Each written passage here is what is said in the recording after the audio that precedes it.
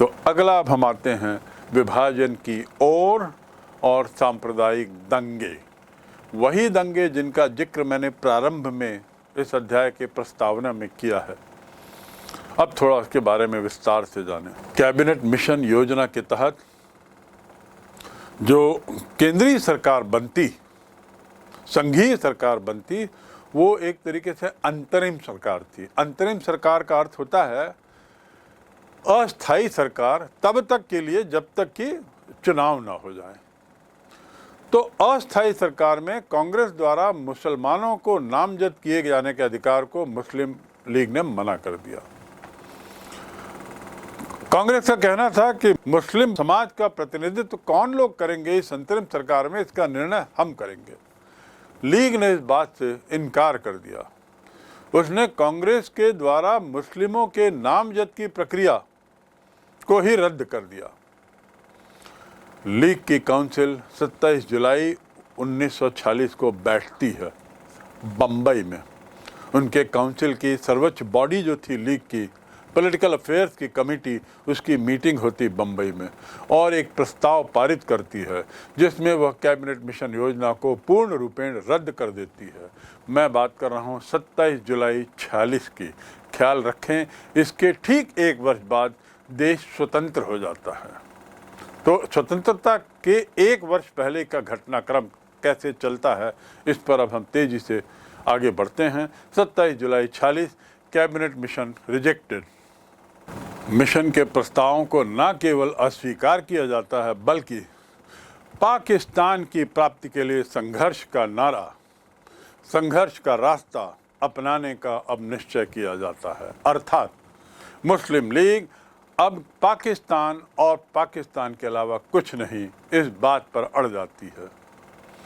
16 अगस्त 46 अर्थात ठीक 15 अगस्त 47 की स्वतंत्रता की रात के एक वर्ष पूर्व 16 अगस्त 46 को प्रत्यक्ष कार्यवाही दिवस मनाया जाता है लीग के द्वारा। प्रत्यक्ष कार्यवाही दिवस को अंग्रेजी में कहते हैं direct action day. Direct action से उनका तात्पर्य था कि अब हम सीधा मुखर हो चलें अपने इस नारे की ओर कि हमें पाकिस्तान ही चाहिए। तो प्रत्यक्ष कार्रवाई दिवस मनाने की घोषणा होती है। यह तीसरी बात है इस घटनाक्रम की, और इस घोषणा के साथ ही कलकत्ता में दंगे शुरू हो जाते हैं, सांप्रदायिक दंगे प्रारंभ हो जाते हैं। कलकत्ता भयंकर दंगों की आग में भड़क उठा। लीग का जहां नारा था लड़ कर लेंगे पाकिस्तान,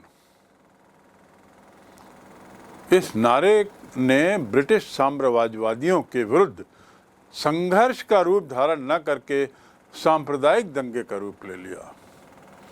यानी अब लीग अंग्रेजों से लड़ाई नहीं लड़ रही थी, उसका संघर्ष अब अंग्रेजों से नहीं था, क्योंकि वो तो मान के चल रही थी अंग्रेज तो जा रहे हैं। उसका संघर्ष देश के हिंदू या देश के राष्ट्रीय कांग्रेस पार्टी से था, जो जिसे वो हिंदू पार्टी के रूप में देखती थी।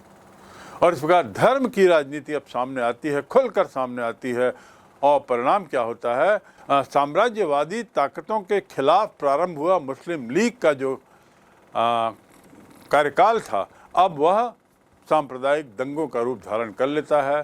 5 दिन में 5000 से ज़्यादा लोग मौत के घाट उतार दिए गए।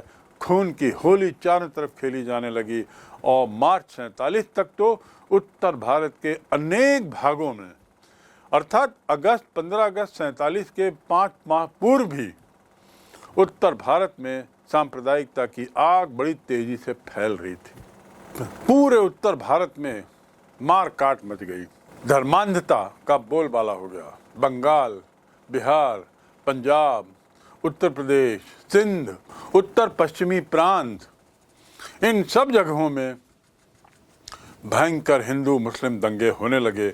और आप नक्शे से देख सकते हैं कि इन राज्यों में दंगे होने से लगभग आधा देश अब सांप्रदायिकता की चपेट में था। हिंदुओं बनाम मुसलमानों के बीच की जो लड़ाई थी, उसको अंग्रेज लोग एक डिस्टेंट स्पेक्टेटर्स के रूप में देखते रहे। उन्होंने इस पर कोई सख्त कार्रवाई नहीं की और इस तरीके से देशवासियों के भीतर ही जो लड़ाइयाँ हुई, सांप्रदायिक दंगे हुए, उसने आने वाले समय में गृह युद्ध का रूप ले लिया। पूरा देश अब गृह युद्ध की आग में। देश को भयंकर विनाश से बचाने के लिए अब कुछ निर्णय लेना जरूरी हो गया। मुसलमानों के द्वारा जो भी किया जा रहा था उसके पीछे उनकी ये मंशा थी कि स्पष्ट कर देना कांग्रेस को और हिंदुओं को कि हमें केवल पाकिस्तान ही चाहिए और उससे कम कुछ नहीं। ऐसी स्थिति में भारतीय राष्ट्रीय कांग्रेस या राष्ट्रीय आंदोलन का नेतृत्व करने वाले दल और नेता, उनके पास अब बहुत ही लिमिटेड रास्ते थे। क्या करें क्या ना करें, इस विवशता में वो फंस गए थे। अंततः मार्च 47 के पूर्व कांग्रेस ने मान लिया कि अब विभाजन स्वीकार कर लेना ही श्रेयस्कर है, जिसका विरोध अभी तक पुरजोर तरीके से भारतीय राष्ट्रीय कांग्रेस करते आ रही थी। इतनी बढ़ती हुई हिंसा और गृह युद्ध के परिप्रेक्ष्य में की पृष्ठभूमि में कांग्रेस की विवशता सामने आती है और मन बना लेती है कांग्रेस कि अब विभाजन ही एकमात्र रास्ता है, बेहतर रास्ता है, जिससे कि और आगे की मार काट को बचा जा सके।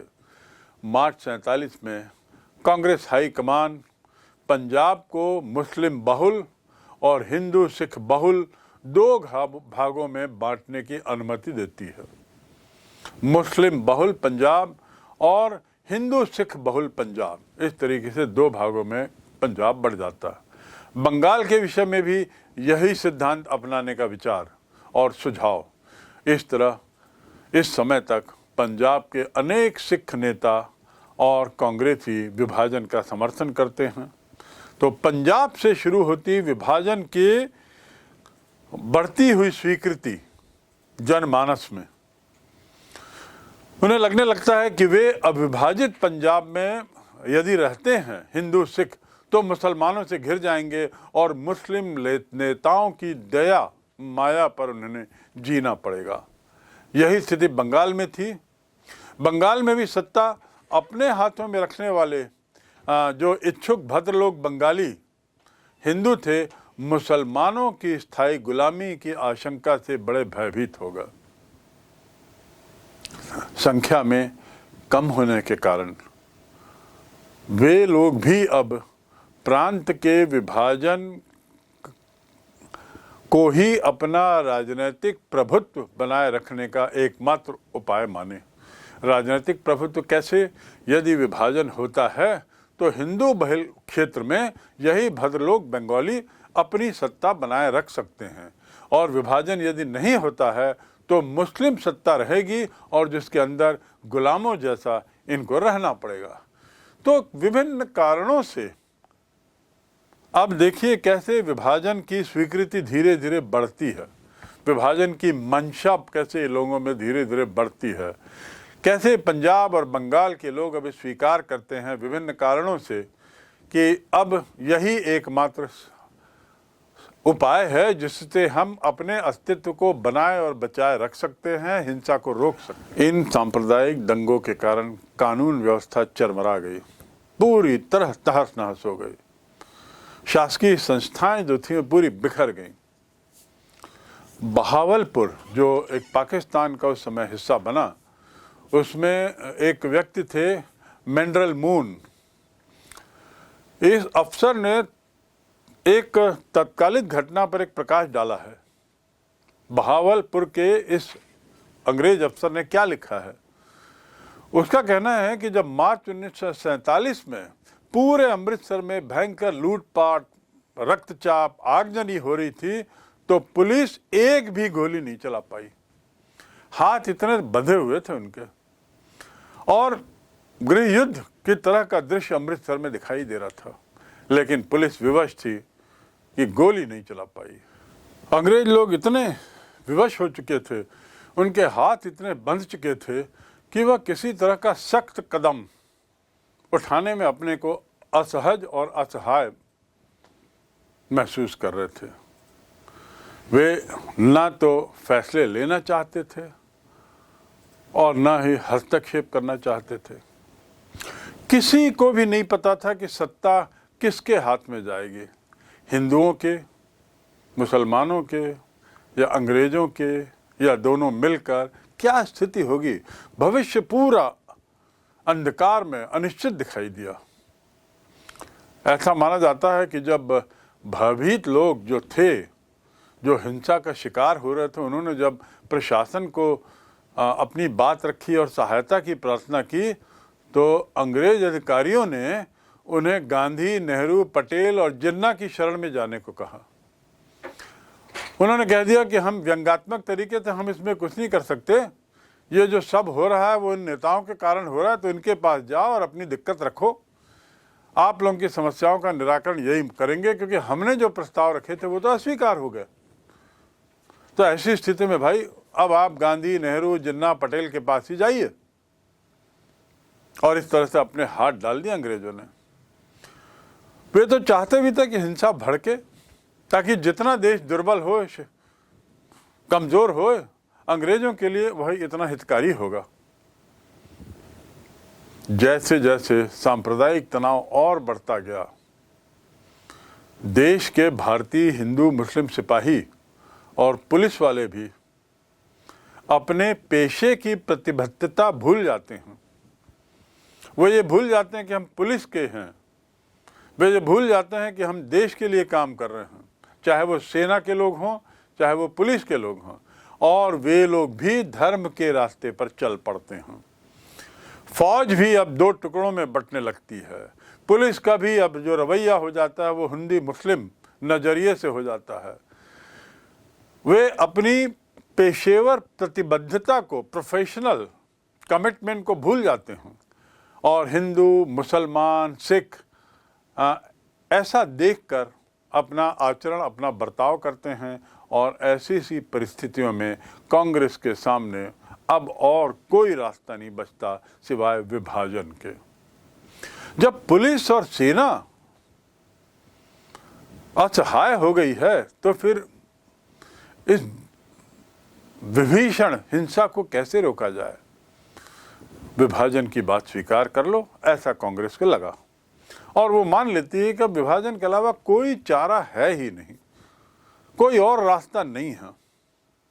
साथ ही लीग की जो गतिविधियां थी उससे भी साफ हो गया था कि वो कांग्रेस से कतई समझौता नहीं करेगी और कांग्रेस से सहयोग नहीं करेगी, क्योंकि उसे याद था कि 1937 में संयुक्त प्रांत में जब उसने कांग्रेस से अनुरोध किया था कि हमारा भी कुछ प्रतिनिधित्व आपकी सरकार में रखो, तो कांग्रेस ने उन्हें बिल्कुल उनके अनुरोध को ही दरकिनार कर दिया था। और इस प्रकार वहां से मुसलमानों का गुस्सा भड़कना शुरू होता है। आज वह बहुत बड़ी ज्वाला के रूप में था। लीग अब कतई तैयार नहीं थी कांग्रेस के किसी भी प्रस्ताव को मानने के लिए। कांग्रेस के नेता भी अब समझ गए कि स्वतंत्रता के बाद भी यदि पूरा देश किसी तरीके से एक रहता है तो लीग जो है वो हमारे कामों में लगातार राह का रोड़ा बनेगी, विकास के मार्ग पर सतत बाधा बनेगी, हर जगह रुकावट डालेगी और सतत रूप से तोड़फोड़ करती रहेगी ताकि वह अपना वर्चस्व बनाए और सत्तासीन हो। तो उसके लिए एक ही रास्ता है। परिणाम स्वरूप देश के निरंतर बढ़ते दुर्बलता की भय ने भी कांग्रेस को विभाजन की ओर विवश किया, विभाजन के पक्ष में निर्णय लेने के लिए विवश किया। मतलब स्वतंत्रता के बाद की संभावनाओं से भी कांग्रेस डर गई कि यदि किसी तरीके से विभाजन रोक दिया जाता है तो स्वतंत्रता के बाद लीग हमें नहीं बख्शेगी, हमारे लिए सतत रूप से एक तरीके से बाधक बनेगी। इसलिए देश को कुल मिलाकर विनाश से बचाने के लिए वर्तमान हिंसा से और भविष्य के टकराव से बचाने के लिए विभाजन स्वीकार कर लेना ही अब सर्वश्रेष्ठ हल है। जब ऐसी मनःस्थिति बनती है, लीग की जिद और कांग्रेस की बदलती मनःस्थिति विभाजन के पक्ष में, तब क्या होता है? लॉर्ड माउंटबेटन और विभाजन, ये हमारा अगला उप शीर्षक है।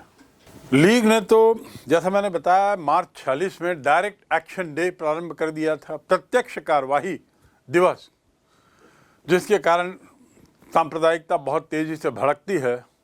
और साथ ही उसने कहा था कि हम लड़के लेंगे पाकिस्तान।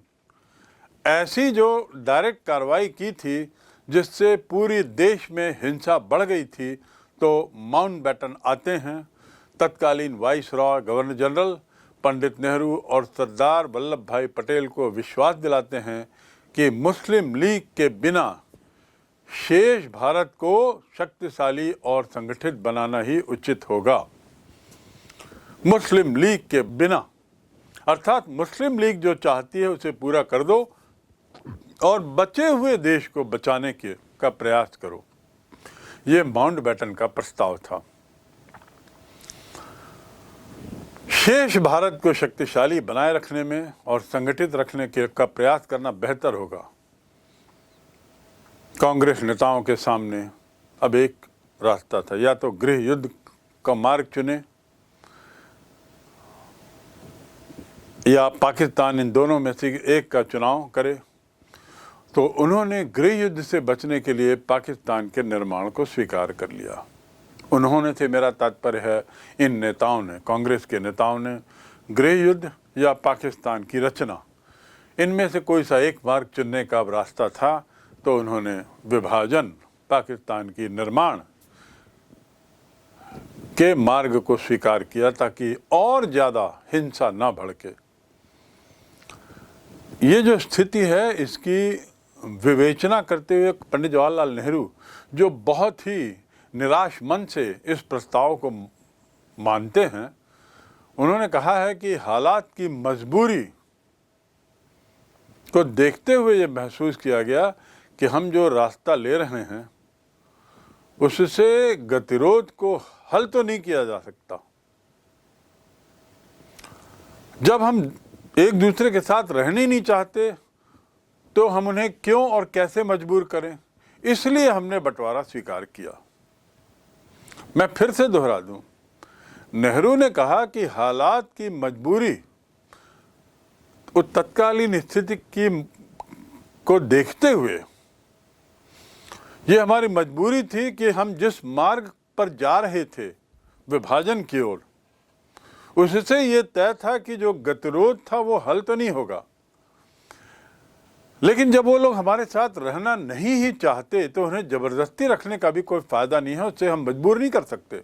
इसलिए भाई सबसे अच्छा रास्ता है बंटवारा। बंटवारे से कम हमारे देश को शक्तिशाली बनने की एक गुंजाइश रहेगी। इस उम्मीद में ही हमने विभाजन स्वीकार किया। ये नेहरू का तर्क था। कुल मिलाकर पूरा दृश्य ऐसा हो गया था जिससे लगा कि अब विभाजन एक अपरिहार्य घटना होगी। अनेक कारणों के संयोजन से ये अवश्यम्भी दिखने लगा कि विभाजन एकमात्र रास्ता है वर्तमान समस्या का।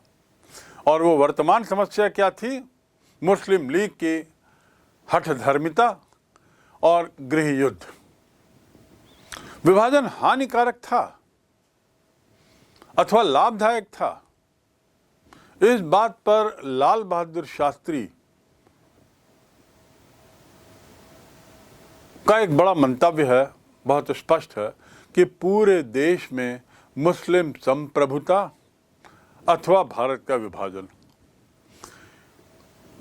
मुस्लिम संप्रभुता अथवा भारत का विभाजन, ये दोनों ही बुराइयां हैं। लेकिन हमें दोनों में से किसी एक बुराई को चुनना था।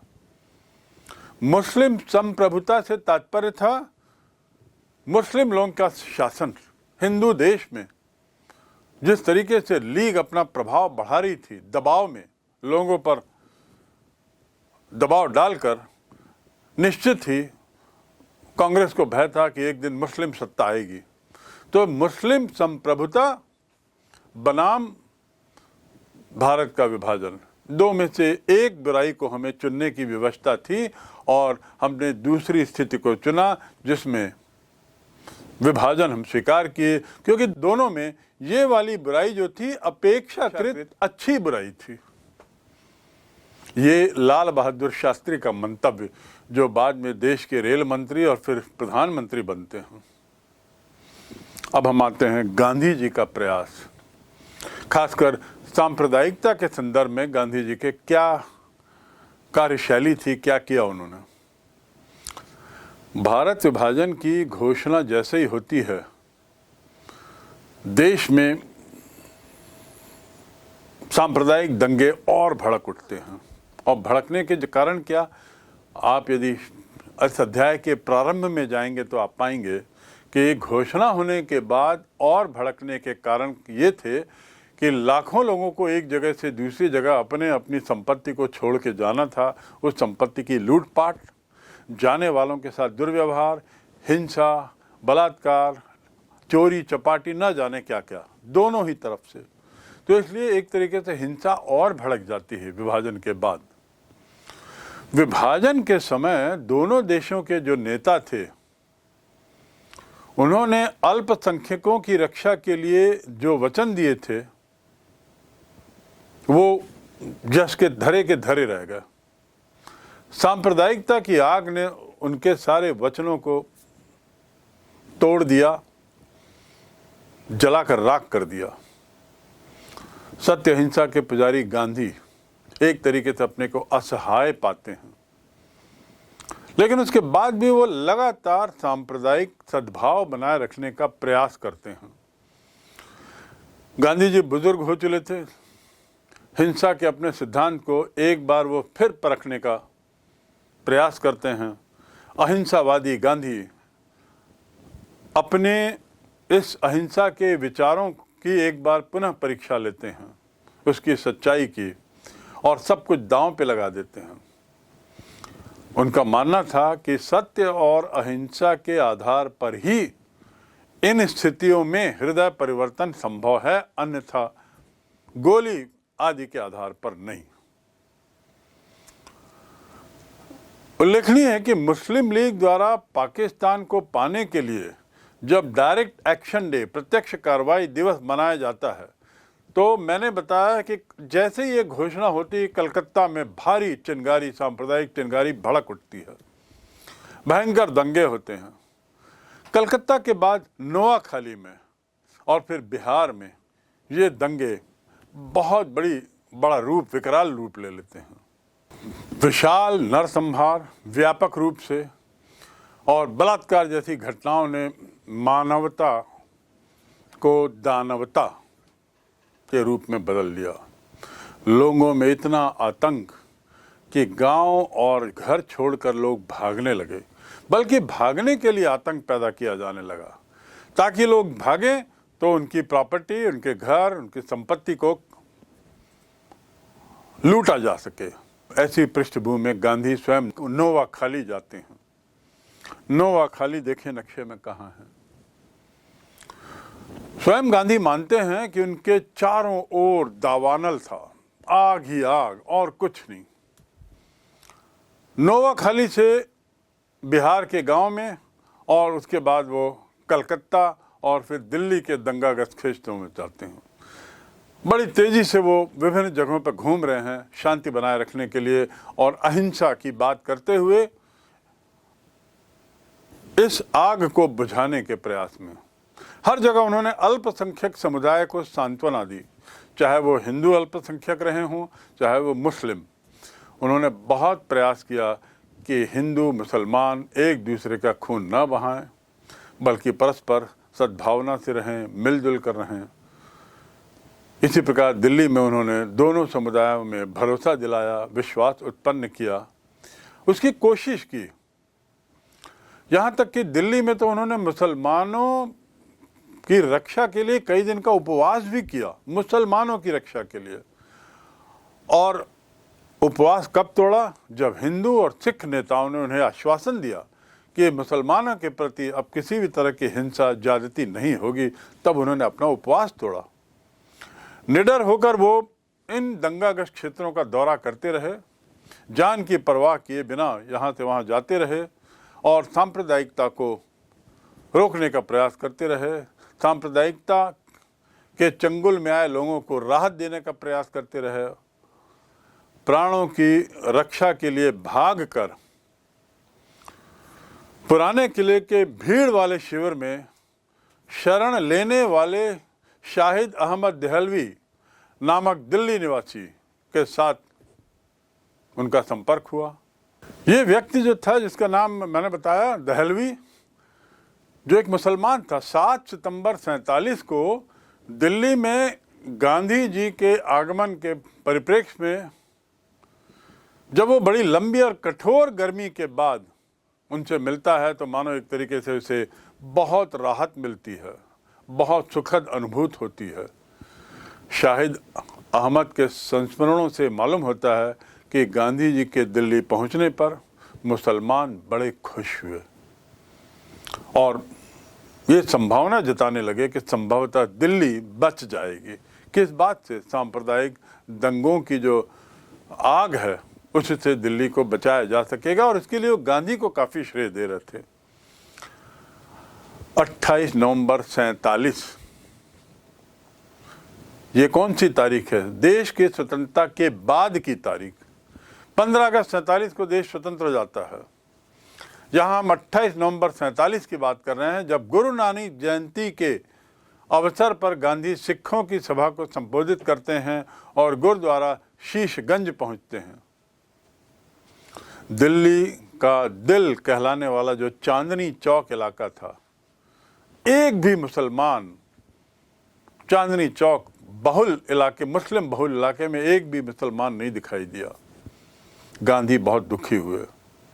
उसी दिन उन्होंने कहा, हमारे लिए इससे अधिक शर्म की और क्या बात है कि चांदनी चौक में एक भी मुसलमान नहीं। अपने जीवन के अंतिम दिनों में गांधी दिल्ली में ही रहे, सांप्रदायिकता की विभत्सता को रोकने का प्रयास करते रहे, और जैसा कि पहले बताया गया है, अंतिम दिनों में मुसलमानों को बलपूर्वक शहर से जो निकाले जाने का जो प्रयास था वो कुछ कम होता हुआ नजर आया। लेकिन ये सब गांधी की अपेक्षाओं से कोसों दूर था और अंततः वे निराश हो जाते हैं, लेकिन हार नहीं मानते और अनशन का मार्ग अपनाते हैं। इन सब दृश्य को देखकर अनशन का रास्ता लेते हैं, अनशन प्रारंभ करते हैं। और यहाँ ये बात बताने लायक है कि उनके साथ पाकिस्तान से आए हिंदू और सिख शरणार्थी भी अनशन में बैठते हैं। मौलाना आज़ाद, जिनका जिक्र मैंने अभी किया है, उनका कहना है कि गांधी के द्वारा अनशन की घोषणा, उसका असर बिल्कुल बिजली के समान होता है। लोग मुसलमानों के सफाई के अभियान की निरर्थकता की बात करने लगते हैं। लोग कहने लगते हैं कि इस तरीके से हम शांति और सुख नहीं पा सकते, किंतु सांप्रदायिकता को जो दानव था, उसके सामने गांधी के मानवता के विचार, गांधी के जीवन मूल्य कम असर करते दिखाई दिए। सांप्रदायिकता का दानव अंततः गांधी की बलि लेकर ही समाप्त होता है।